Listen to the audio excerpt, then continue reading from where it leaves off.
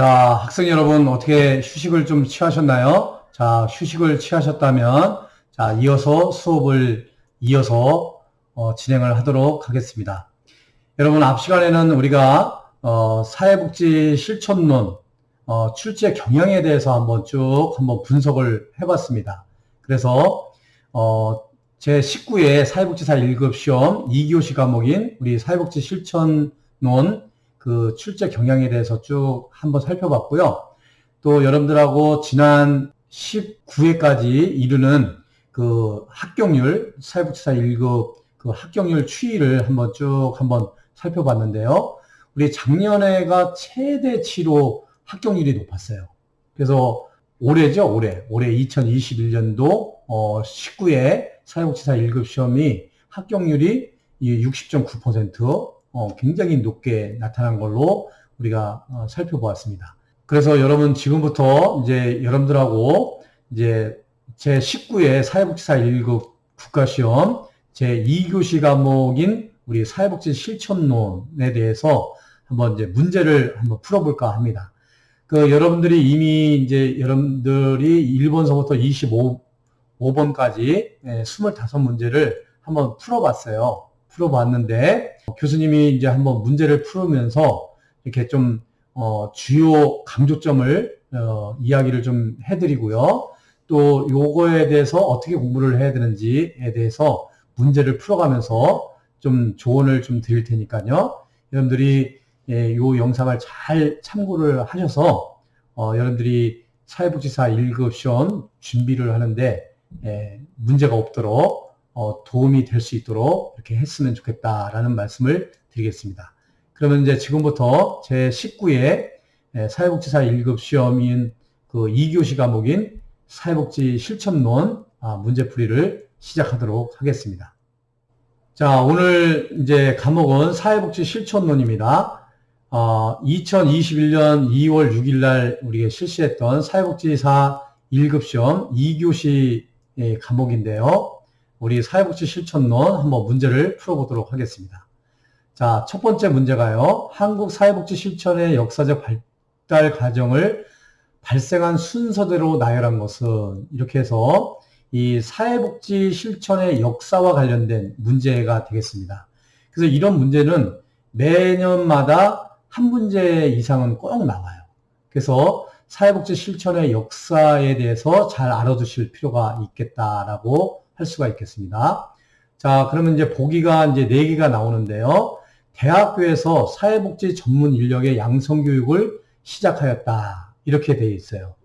1947년도에 이화여자대학교에서 기독교 사회복지 학과가 만들어지면서 최초로 이화여대에서 1947년도에 사회복지 사업과가 만들어졌습니다. 그러니까 이 기억은 1947년도의 상황을 말씀을 하는 거죠. 두 번째, 사회복지 사업법에 따라서 사회복지사 명칭을 사용하기 시작하였다. 이렇게 되어 있는데요. 우리가 사회복지 사업법이 만들어진 것은 1970년도에 사회복지 사업법이 만들어졌어요. 근데 이제 이 사회복지 사업법이 만들어지면서 제정을 할 때는 우리 사회복지 사업의 종사자를 명칭을 사회복지 종사자라고 명칭을 사용을 했는데요. 1983년도에 이 사회복지 사업법이 개정이 되면서 사회복지사라는 명칭이 정식으로 사용이 되기 시작을 했어요. 그래서 니은번은 1983년도의 사항을 말씀을 하는 것입니다. 그래서 여러분들이 이 전후 과정을 잘 알아두시면 좋을 것 같습니다.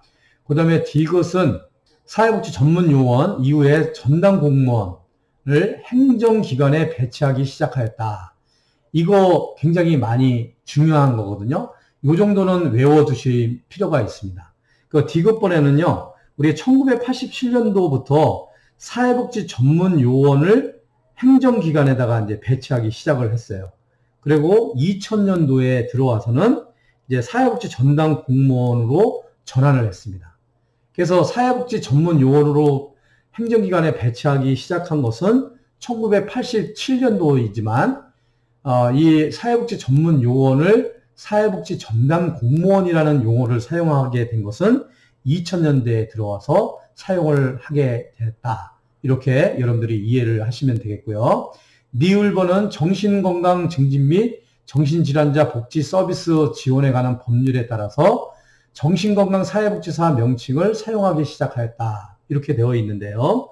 정신건강 사회복지사라는 명칭은 정신건강 증진 및 정신질환자 복지 서비스 지원에 관한 법률이 2016년도에 개정이 되고요. 2017년도에 시행이 되면서 사용하기 시작을 했어요. 그래서 정신건강 사회복지사라는 용어가 정식으로 사용하게 된 것은 2017년도부터 사용을 하기 시작했다라는 것이죠. 그래서 기역은 1947년도의 얘기고요. 니은은 1983년도의 얘기예요. 그 다음에 디귿은 2000년대를 상황을 얘기를 하는 것이고요. 리을번은 2017년도를 이야기를 하는 것입니다. 그래서 이 순서대로 나열을 하게 되면 기역, 니은, 디귿, 리을 해서 정답이 1번이 되겠습니다. 그래서 여러분들이 이렇게 사회복지 실천의 역사, 대체적으로 요 내용들이 주로 많이 나오더라고요. 그래서 요 정도의 그 연도와 주요 사안에 대해서는 여러분들이 잘 기억을 해 두실 필요가 있다라고 할 수가 있겠습니다. 자, 두 번째 문제입니다. 두 번째 문제는 그린우드가 제시한 전문직의 속성 중 다음 설명에 해당되는 것은 이렇게 질문을 했는데요. 자, 지문을 보면요. 자기 규제를 통해서 클라이언트를 보호한다. 전문가가 지켜야 할 전문적 행동 기준과 원칙을 기술해 놓은 것이다. 라는 거죠. 이게 이제 그린우드가 이제 전문직이라고 하면은 이런 사안들을 가지고 있다. 이런 속성을 가지고 있다라고 이야기를 합니다. 그래서 그린우드가 얘기하는 전문직 속성에는 어떤 체계적인 이론을 가지고 있어야 된다는 거예요. 그 다음에 두 번째는 전문적인 권위가 있어야 된다는 것이고요. 그 다음에 세 번째 사회적 인가가 있어야 된다. 또 네 번째는 윤리 강령이 있어야 되고요. 그리고 전문적 문화가 있어야 된다. 이렇게 5가지를 제시를 했어요. 그래서 그 중에서 이 지문에 나와 있는 것은 어디에 해당되느냐 이거죠. 자기 규제를 통해서 클라이언트를 보호한다. 전문가가 지켜야 될 전문적 행동 기준과 원칙을 기술해 놓은 것이다. 그 행동 기준과 원칙을 기술했다. 그러면 이게 윤리강령이라고 할 수가 있는 것이죠. 그래서 우리 사회복지사는 전문직에 속한다고 이야기를 할 수가 있겠어요. 우리가 의사도 전문직이죠. 변호사도 전문직이에요. 마찬가지로 간호사도 전문직이죠. 우리 사회복지사도 전문직입니다. 그래서 여러분들이 이 전문직이 되기 위해서 이렇게 공부를 하고 있는 것이죠. 그래서 전문직이라는 것을 증명하기 위해서 사회복지사 2급 자격증, 사회복지사 1급 자격증을 이렇게 부여를 하게 되는 것이죠. 그래서 우리 사회복지사가 전문직의 속성을 갖추기 위해서 이 체계적인 이론을 만들었죠. 또 전문적인 권위를 주죠. 그러니까 사회복지사 2급, 사회복지사 1급이라는 그 자격증을 부여함으로써 전문직으로서의 어떤 권한을 이렇게 주는 것이죠. 그리고 전문직의 문화가 있어요. 또 사회적인 인가가 있습니다. 그러니까 사회적인 인가라는 것은 사회적으로 인정을 해준다는 거죠. 변호사 이렇게 인정을 해주죠. 또 간호사, 의사, 변호사 다 인정을 해줘요. 그와 마찬가지로 우리 사회복지사도 전문직으로서 사회적으로 인정을 해주는 것이죠. 그 다음에 이제 윤리강령이 있어요. 그래서 우리 사회복지사 윤리강령이라는 것이 있습니다. 여러분들이 사회복지 실천론을 배우면서 사회복지사 윤리강령을 배운 적이 있을 거예요. 기억을 해 두시고요. 이 윤리강령은 이번 이제 19회 때도 이제 문제가 출제가 되었지만 이 윤리강령은 굉장히 중요한 그런 부분들이니까요. 사회복지사 윤리강령은 여러분들이 꼭 공부를 해 두실 필요가 있습니다. 이 윤리강령은 항상 문제가 출제가 되고 있어요. 자, 그래서 2번의 정답은 윤리강령이 되겠습니다. 1번. 그래서 전문가가 지켜야 할 전문적 행동 기준과 원칙을 기술해 놓은 것. 이것은 윤리강령이다. 이렇게 말씀을 드릴 수가 있겠습니다. 자, 3번 문제입니다. 3번 문제는 사회복지 실천의 이념적 배경을 모두 고른 것은 이렇게 되어 있는데요. 사회복지 실천의 이념에 관한 문제가 되겠습니다. 이런 문제도 종종 이렇게 나오게 되죠. 그래서 보기를 보면요. 인도주의, 민주주의, 개인주의, 문화 다양성 이렇게 4개를 제시를 했는데요. 이 사회복지 실천에 있어서 인도주의는 매우 중요한 그런 이념이라고 할 수가 있겠습니다. 인도주의는 이 인간을 존중한다는 의미가 있겠죠. 또 민주주의 같은 경우는 그 국민이 주인이 된다는 거죠. 모든 인간이 평등하다는 것을 인정하기 때문에 클라이언트에게 평등하게 인간으로서의 대우를 해줘야 된다. 이 개인주의, 어떤 개인의 권리와 의무를 강조하고 있죠. 또 문화의 다양성, 인종, 계층, 성별, 문화, 이념 등에서 차별하지 않고요. 하나의 기준을 세워놓고 그 기준의 그 다양성을 인정을 하고 있죠. 그래서 사회복지 실천에 있어서 이 인도주의나 민주주의나 개인주의나 문화의 다양성은 사회복지 실천에 있어서 추구하는 이념적 배경이라고 할 수가 있겠습니다. 그래서 3번의 정답은 5번이 되겠습니다. 기역, 니은, 디귿, 리을. 이런 문제는 뭐 그렇게 어렵지 않은 문제라고 할 수가 있겠죠. 자, 이제 다음은 4번 문제입니다.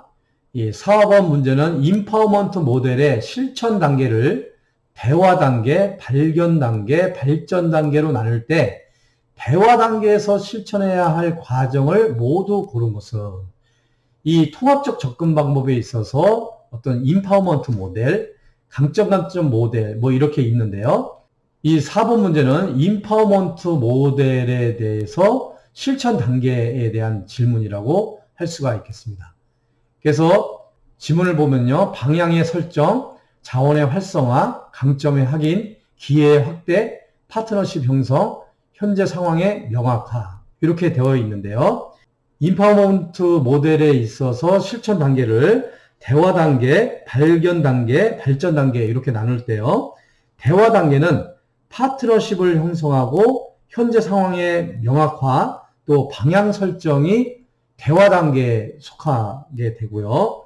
발전 단계는 강점 확인 및 사정을 하거나 또 해결 방안을 수립하는 단계가 발견 단계라고 할 수가 있겠고요. 발전 단계는 자원 활성화, 기회 확대, 성공의 확인, 성과의 집대성을 발전 단계라고 할 수가 있겠습니다. 그래서 여기에 보기에 기역, 미음, 비읍, 그래서 방향 설정과 또 파트너십 형성, 또 현재 상황을 명확화하는 거, 요 세 개가 대화 단계에서 실천해야 될 과정이라고 할 수가 있겠습니다. 그래서 4번의 정답은 3번이 되겠습니다. 자, 다음은 이제 5번 문제입니다. 5번 문제. 5번 문제는 이용시설에 해당되지 않는 것은 이거예요. 자, 이것은 사회복지 실천 현장의 이해의 부분에서 나오는 문제인데요. 우리 사회복지 실천 현장을 이용시설과 생활시설로 나눈다. 뭐 1차 현장과 2차 현장으로 나눈다. 라고 할 때 우리가 사회복지 실천 현장을 이용시설과 생활시설. 그러니까 이용시설은 말 그대로 이용을 하는 거예요. 생활시설은 24시간 거기서 숙식을 제공을 하고 거기서 생활을 하는 시설을 생활시설이라고 할 수가 있겠죠. 그래서 여기서 이용시설과 생활시설을 구분을 하게 되면 쉽게 정답을 찾을 수가 있는데요. 재가복지센터는 이용시설입니다. 이동상담소는 거기서 생활을 하지 않죠. 이용시설이에요. 주간보호센터는 주간 동안에 보호를 했다가 야간에는 집에 돌아가서 생활을 하다가 또 주간에 와서 보호를 받는 주간보호센터. 이것은 이용시설이라고 할 수가 있겠어요.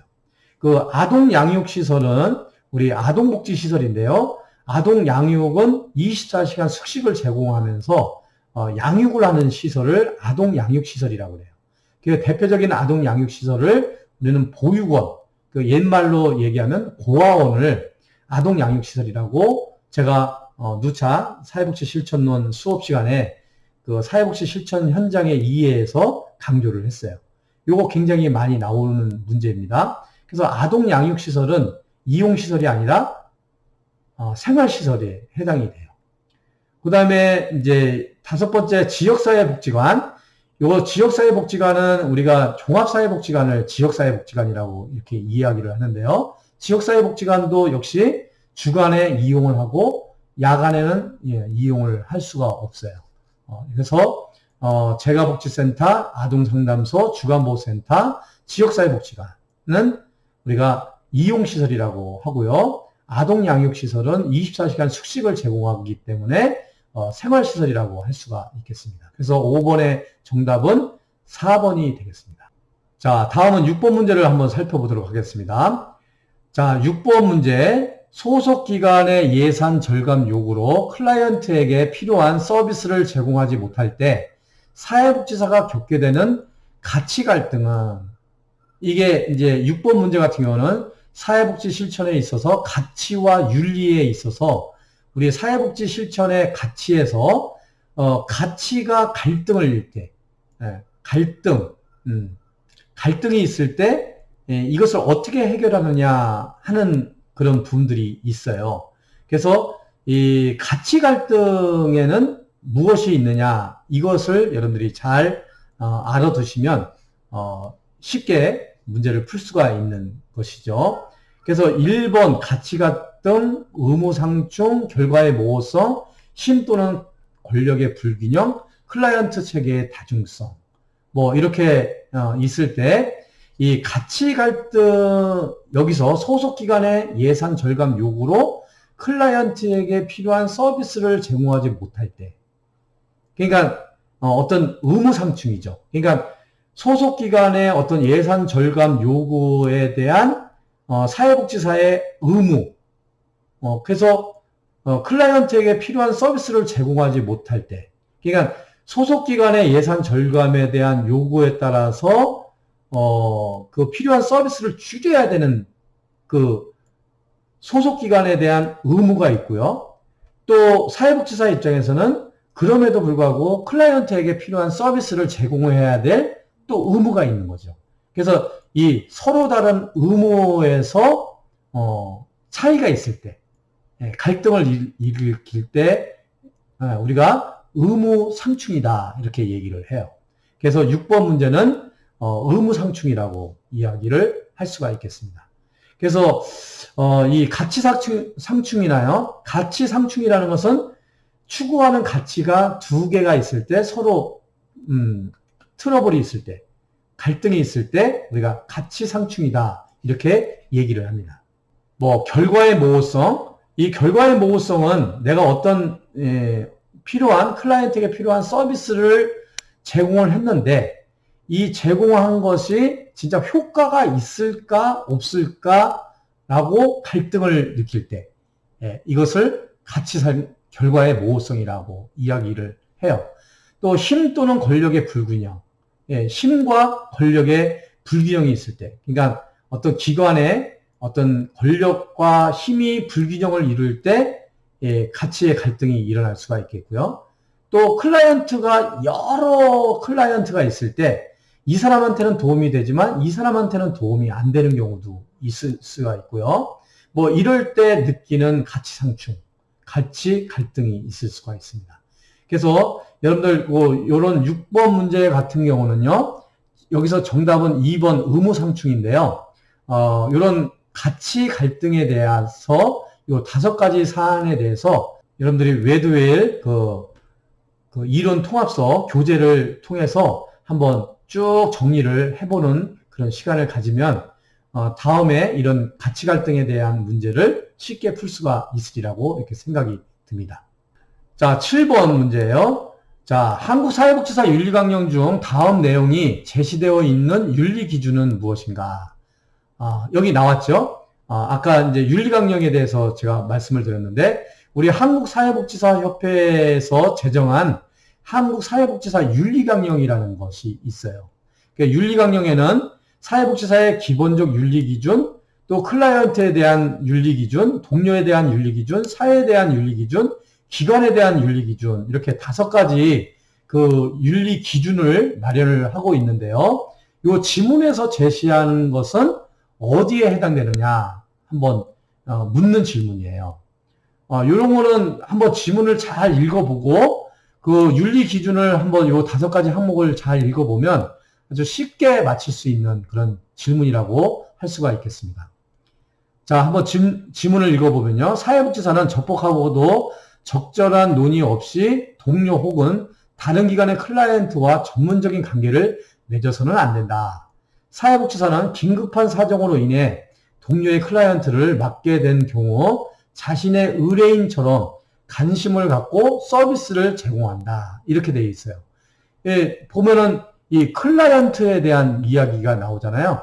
다른 기관의 클라이언트, 또 동료의 클라이언트, 이런 부분들이 나오잖아요. 그러니까 요거에 대한 정답은 클라이언트, 사회복지사의 클라이언트에 대한 윤리 기준을 규정한 내용이다라고 할 수가 있겠습니다. 그래서 1번 같은 경우는 사회복지사의 기본적인 윤리 기준은 무엇이 있는지, 또 동료에 대한 윤리 기준. 그러니까 이 사회복지사 동료에 대한 윤리 기준은 사회복지사와 사회복지사 간에 지켜야 될 윤리 기준을 이야기를 하는 거예요.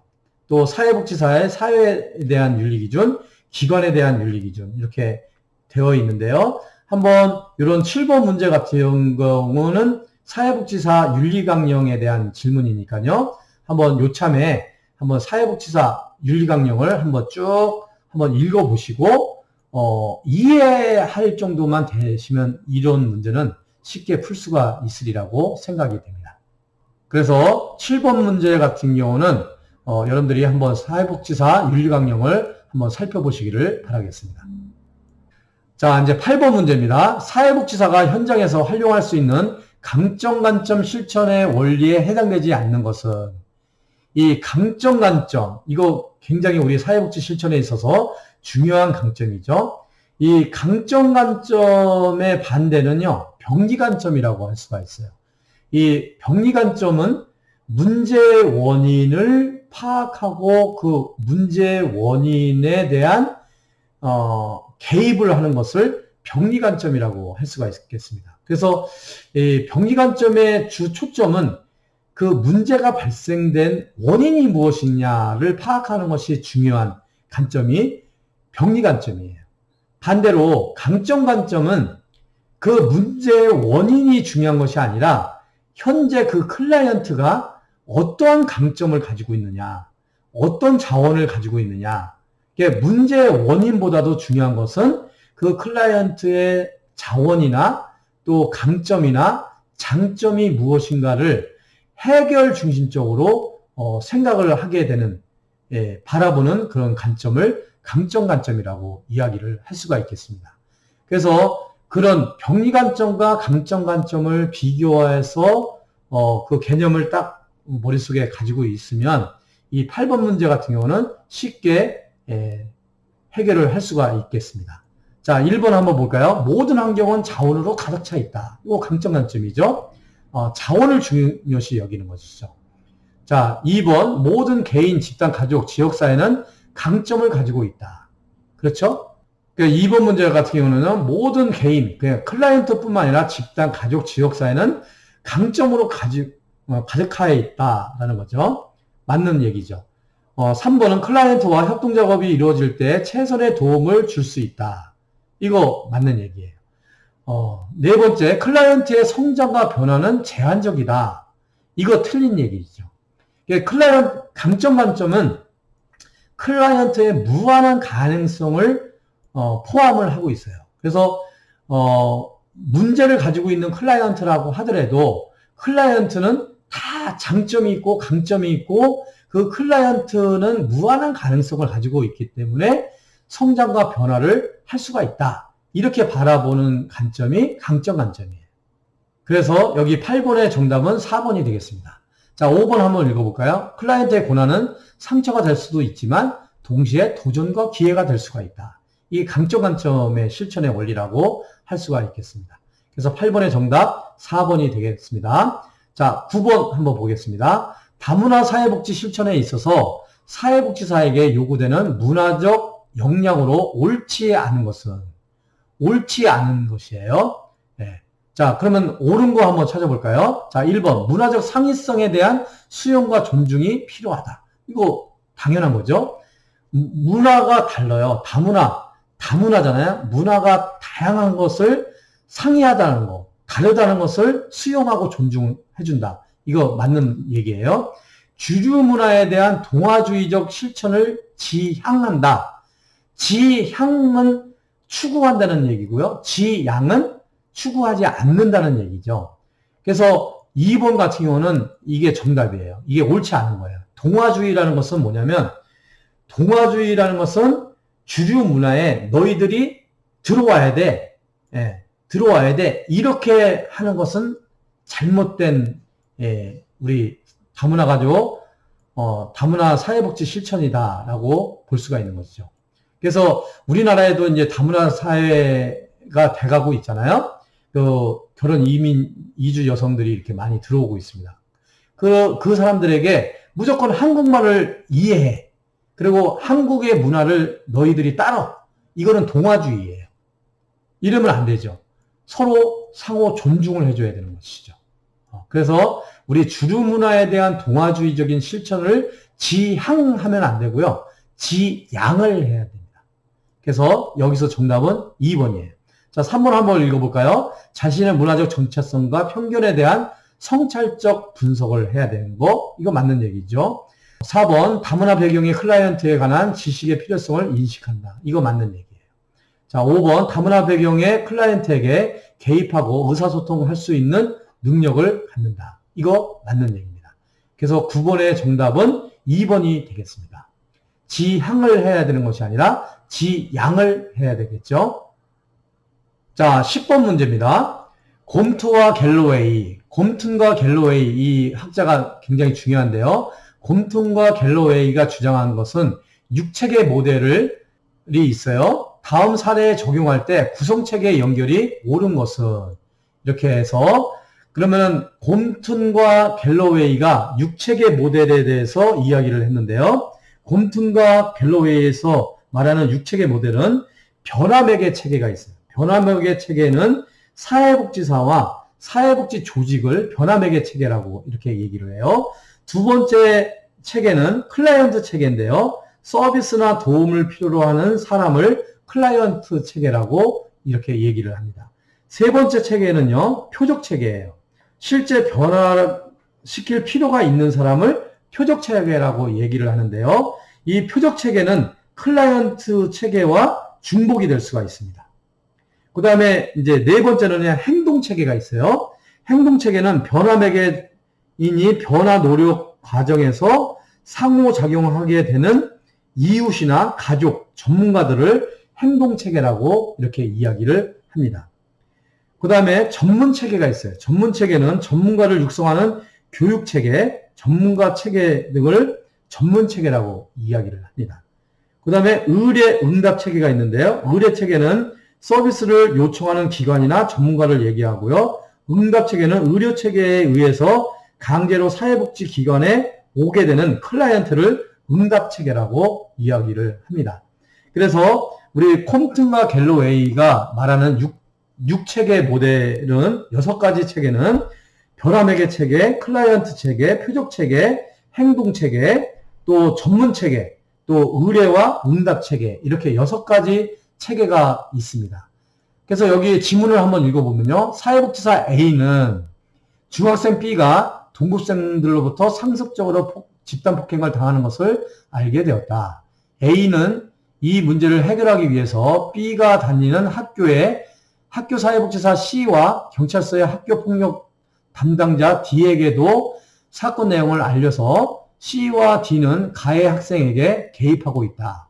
A는 학교 사회복지사 협회 E의 학교폭력 관련 워크숍에 참가하면서 C와 D를 만나 정기적으로 사례회의를 하고 있다. 이렇게 되고 있어요. 그래서 여기에 보면은요, A, 사회복지사는 변화매개체계다. 이게 맞는 얘기예요. 6체계 모델 제가 쭉 설명을 드렸죠. 변화매개체계는 실제 사회복지사나 사회복지 조직을 변화매개체계라고 하죠. 그래서 A, 사회복지사는 변화매개체계입니다. 여기서 B 학생은 행동체계가 아니고요. 표적체계가 되겠습니다. 표적체계. 그 다음에 C, 학교 사회복지사는요. 클라이언트 체계가 아니라 행동체계가 되겠죠. 4번 D, 경찰은요. 행동체계에 해당이 됩니다. 전문가 체계가 아니고 행동체계죠. 5번 E는 학교 사회복지사 협회는 표적체계가 아니라 전문체계가 되겠습니다. 그래서 이 10번의 문제 답은 A가 되겠습니다. 사회복지사는 변화매개체계다 라고 할 수가 있겠습니다. 자, 11번 인권의 특성으로 옳은 것을 모두 고른 것은 이렇게 되어 있는데요. 자, 인권은 사람의 권리를 이야기를 하는 것이죠. 그래서 인권의 특성, 이것은 사회복지 실천에 있어서 이념에 해당이 될 수가 있는데요. 여기 보면은요, 모두 고른 것은, 그래서 지문, 기역, 니은, 디귿, 리을을 한번 읽어보면요, 모든 인간에게 해당되는 보편적 권리다. 이거 맞아요. 개인, 집단, 국가가 상호간의 책임을 동반하는 권리이다. 이거 맞습니다. 사회적 약자를 위해서 지켜지고 확보되어야 하는 권리다. 이거 맞습니다. 법이 보장하고 있지 않다 해도 인간의 존엄성 보장에 필요한 권리다. 그래서 기역, 니은, 디귿, 리을이 인권의 특성을 모두 다 표현하는 말이기 때문에 11번의 정답은 5번이 되겠습니다. 5번 기역, 니은, 디귿, 리을. 그래서 이 11번 같은 경우는 인권에 관한 문제이기 때문에요. 사회복지 실천의 이념에 관한 문제이기 때문에 여러분들이 주의를 해서 공부를 해두시면 좋겠습니다. 자, 12번 통합적 접근에 관한 사회복지 실천의 특징이 아닌 것은 이렇게 질문을 했는데요. 이 통합적 접근, 이 사회복지 접근 방법에 있어서 통합적 접근에 대한 질문인데요.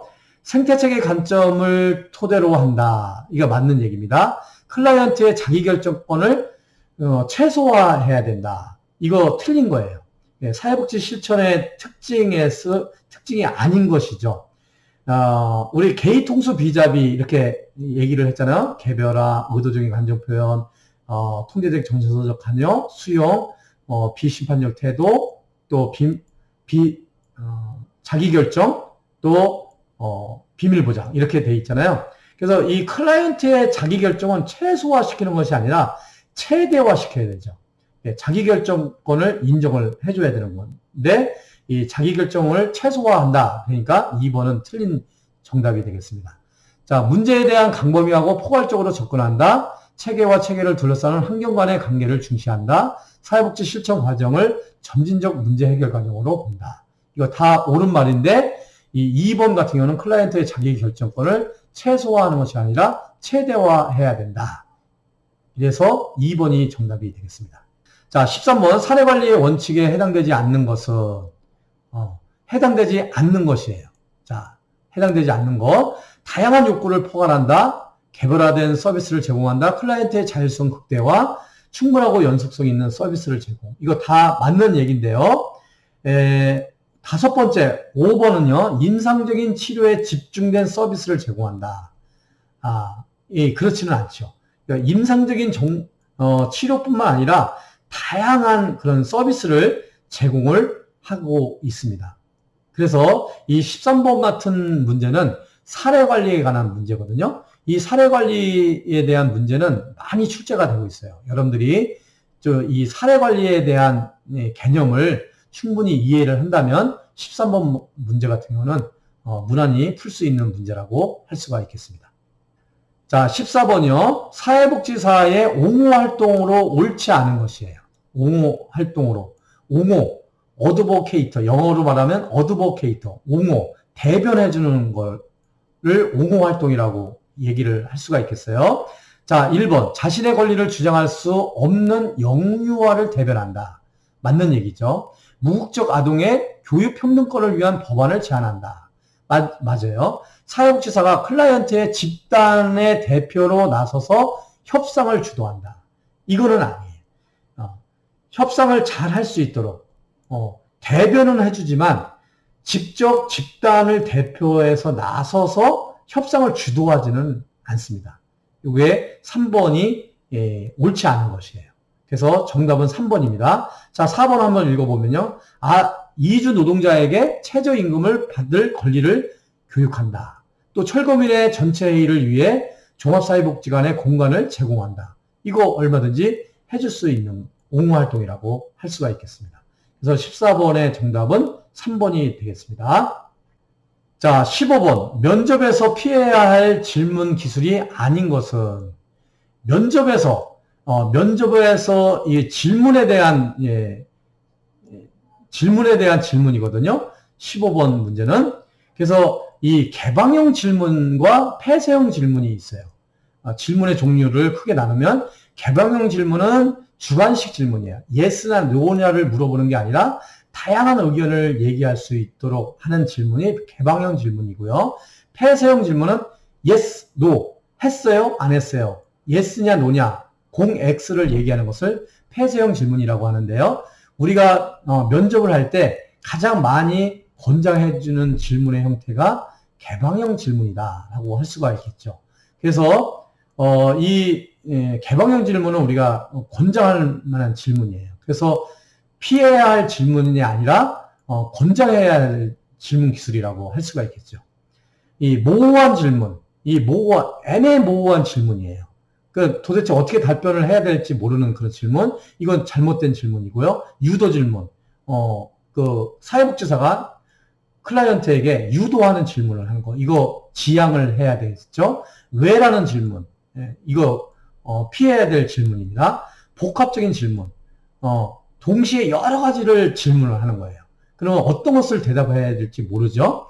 이런 거, 그러니까 모호한 질문, 유도 질문, 왜라는 질문, 복합 질문, 이런 질문은 피해야 될 질문이지만 개방형 질문은 우리가 권장해야 될 질문이다. 그래서 이 면접에 있어서의 질문 기술에 대한 물음이거든요. 그래서 여러분들이 한번 요 점은 잘 또 공부를 해 두실 필요가 있겠다라고 할 수가 있겠습니다. 자, 16번 같은 경우는요, 접수 단계에서 사회복지사가 수행해야 할 과제를 모두 고른 것은 이렇게 되어 있습니다. 개인 목표의 우선순위 합의, 또 클라이언트의 강점과 자원조사, 욕구에 적합한 기관으로서의 의뢰, 기관에서 제공하는 서비스 적격 여부 확인. 기업 같은 경우는요, 개인 목표의 우선순위 합의 같은 경우는 계획 과정에서 우리가 파악해야 될 과업이고요. 니은 같은 경우는 클라이언트의 강점과 자원을 조사하는 것은 사전 과정에서 나올 수 있는 질문이다. 사전 과정에서 해야 될 가업 수행 과정이다라고 할 수가 있겠습니다. 이 16번 같은 경우는요, 사회복지 실천의 5단계에 대한 질문이에요. 사회복지 실천 과정의 5단계, 접수 및 자료 수집 단계, 사정 단계, 계획 수립 단계, 개입 단계, 평가와 종결 단계, 이렇게 5단계가 있는데요. 기업은 우선순위, 개인 목표의 우선순위를 합의한, 이거는 계획 과정에서 수립하는 거고요. 니은 같은 경우는 클라이언트의 강점과 자원을 조사하는 것은 사정 과정에서 하는 것이고요. 디귿, 리을 같은 경우는 우리가 접수 단계에서 수행해야 될 과제라고 할 수가 있겠습니다. 그래서 16번의 정답은 3번이 되겠습니다. 자, 17번 한번 초기 단계에서 사용하는 면접 기술에 관한 설명으로 옳은 것을 모두 고른 것은 초기 단계에서 사용하는 면접 기술에 관한 설명으로 옳은 것을 모두 고른 것은 자, 공감적 태도와 적극적인 반응으로 경청한다. 표정, 눈 맞춤 등 비언어적 표현을 관찰한다. 가벼운 대화로 시작하여 분위기를 조성한다. 침묵을 허용하지 않고 그 이유에 대해서 질문한다. 이렇게 되어 있는데요. 기역, 니은, 디귿은 맞는 얘기예요. 그런데 침묵을 허용하지 않고 그 이유에 대해서 질문한다. 이것은 우리 초기 단계에서 면접 기술에서 아주 잘못된 것이죠. 때로는 클라이언트가 침묵을 할 때가 있어요. 침묵을 할 때는 그 침묵을 좀 기다려 줄 수 있는 여유도 우리가 면접을 할 때 침묵에 대한 면접 기술이라고 할 수가 있겠습니다. 그래서 니을 같은 경우는 면접 기술에 해당이 안 돼요. 그래서 기역, 니은, 디귿이 정답입니다. 그래서 17번의 정답은 3번이 되겠습니다. 자, 18번 사정도구와 파악할 수 있는 정보의 연결이 옳지 않은 것은, 우리 사정도구 그러면요, 우리 가계도가 있고요, 생태도가 있고, 생활력 도표가 있고, DMSM5 분류체계가 있고요, 소시오그램이 있고요, 파이, PIE 분류체계가 있는데, 이 사정도구에 있어서 다른 것은 다 맞는 얘기인데요. 5번 같은 경우는 주변인과의 접촉 빈도 및 사회적 지지의 강도와 유형을 파악하는 것은요, 파이 분류 체계가 아니고요, 사회관계망 격자가 해당이 되는 것입니다. 그래서 1번, 2번, 3번, 4번은 한번 여러분들이 읽어보시면 알겠지만 이것은 정답이고요. 다 맞는 얘기고요. 5번이 틀린 얘기입니다. 5번의 설명은 사회관계망 격자에 해당되는 내용이라고 할 수가 있겠습니다. 자, 19번 자료 수집에 관한 설명으로 옳지 않은 것은, 아까 사회복지 실천 과정에 5단계 얘기했죠. 접수 및 자료 수집 단계, 그 1단계를 얘기를 하는 거예요. 그래서 클라이언트의 참여가 필요하다, 실천의 전 과정을 통해서 이루어진다, 상반된 정보를 제공하는 자료는 폐기한다. 이게 틀린 얘기예요. 요런 19번 문제 같은 경우는 쭉 지문을 한번 보기를 읽어보면 정답이 딱 나오죠. 서로 상반된 정보를 제공하는 자료는 폐기한다. 이건 말이 안 되는 거죠. 서로 상반된 자료, 정보가 있더라도 다 수집을 해서요. 자료 수집을 해서 어떤 것이 옳은지 이렇게 분석을 할 필요가 있는 것이죠. 그 4번 같은 경우는 문제와 욕구, 강점과 자원을 모두 포함한다. 가정 방문으로 자연스러운 상호작용을 관찰할 수 있다. 이거 다 맞는 얘기인데 19번의 3번 같은 경우는 폐기한다. 이것은 틀린 얘기다. 그래서 정답은 3번이 되겠습니다. 자, 20번 사례관리의 등장 배경으로 옳지 않은 것은, 사례관리, 아까도 사례관리에 대한 문제가 있었죠. 13번 같은 경우 13번 사례관리의 원칙에 해당되지 않는 거 이렇게 문제가 나왔죠. 그 20번도 사례관리에 관한 문제예요. 사례관리 같은 경우는 문제에 자주 출제하니까요. 여러분들이 잘 공부를 해두시기를 바랍니다. 이 사례관리는 뭐냐면요. 복잡한 문제가 여러 가지 다양한 문제가 있어요. 그리고 이게 하루아침에 해결될 수가 없어요. 그랬던 이게 장기적으로 지속되고 다양한 문제가 있는 클라이언트에 대해서 다양한 기관이 다양한 자원을 가지고 접근하는 방법, 사회복지 실천 방법이다라고 개념을 여러분들이 잡으시면 이 사례관리에 대해서 이해를 하실 수 있을 거예요. 그래서 20번 같은 경우는요, 정답은 2번이에요. 장기 보호에서 단기계 중심으로 전환한다. 꼭 그렇지는 않아요. 주로 단기 계획보다는 장기 보호가 더 맞는 경우가 많죠. 복잡한 문제, 복잡한 다양한 클라이언트, 그리고 다양한 자원과 다양한 기관이 함께 접근하는 사회복지 실천 방법이기 때문에 단기 개입의 중심으로 전환되는 것은 아니죠. 자, 3번 같은 경우는 통합적 서비스 지원의 필요성이 증가되고 복합적인 욕구를 가진 클라이언트가 증가되고 시설 보호보다는 지역사회 보호로 전환하기 때문에 이 사례관리가 등장을 하게 되어진 거죠. 그래서 20번의 정답은 2번이 되겠습니다. 자, 21번 다음에서 설명하는 전문적 관계의 기본 원칙은, 이거 항상 나오거든요. 개의통수 비잡이에요. 아까 말씀드렸던 것처럼 개의통수 비잡이, 여러분 다 외우셨죠? 개별화, 의도적인 감정 표현, 통제적 정서적 관여, 수용, 그 다음에 비심판적 태도, 또 자기결정, 또 비밀 보장. 이렇게 해서 개의통수 비잡이, 이렇게 여러분들한테 외우시라고 말씀을 드렸어요. 외우시고 그 개념에 대해서 이해를 하시면 21번 같은 경우 문제는 쉽게 풀 수가 있겠죠. 클라이언트는 문제에 대한 공감적 반응을 얻고자 하는 욕구가 있다. 사회복지사는 클라이언트의 감정에 대해서 민감성, 공감적 이해로 의도적이고 적절한 반응을 한다. 이 통제적 정서적 관여예요. 그 개의 통수 비잡이 여러분들 잘 이해를 하시면 이게 통제적 정서적 관여다라고 금방 이해를 하실 수가 있겠습니다. 자, 22번 클라이언트의 혼합된 정서적 반응을 정리하고 사후관리를 계획하는 단계는 이 사후관리를 계획하는 단계. 이 사후관리 팔로우업이라고 하는데요. 모든 사회복지 실천이 종결이 된 다음에 그 종결의 효과가 계속 이어지고 있는지를 관리해 주는 것을 우리가 사후관리라고 이야기를 해요. 그러면 이 사후관리를 계획하는 단계는 당연히 종결 단계에서 계획을 하겠죠. 그래서 22번의 정답은 5번이 되겠습니다. 5번. 자, 23번 한번 보겠습니다. 23번. 원조관계에 있어서 책임감을 갖고 절차상의 조건을 따르는 관계 형성의 기본 요소는 원조관계. 우리가 이제 관계에 대한 이해 챕터를 우리가 배웠죠. 이 관계에 대한 이해. 아까 개의통수 비잡이 이것도 전문적 원조관계를 유지하기 위한 7대 원칙이고요. 23번 같은 경우도 이 관계에 대한 이해에 대한 질문이에요. 그래서 원조관계에 있어서 책임감을 갖고 절차상의 조건을 따르는 관계. 이것은 헌신과 의무라고 할 수가 있겠죠. 구체성, 감정이입, 자기 노출, 수용과 기대. 이것은 요 용어만 보더라도 충분히 여러분들이 이 헌신과 의무가 정답이라는 것을 이해할 수가 있을 거예요. 그래서 23번 같은 경우는 구체성, 감정이입, 또 수용과 기대, 또 자기 노출이 어떤 개념인지에 대해서 여러분들이 좀 공부를 해 두시면 이와 관련된 문제가 어떤 문제가 나오더라도 잘 풀 수가 있으리라고 생각이 됩니다. 자, 24번 문제예요.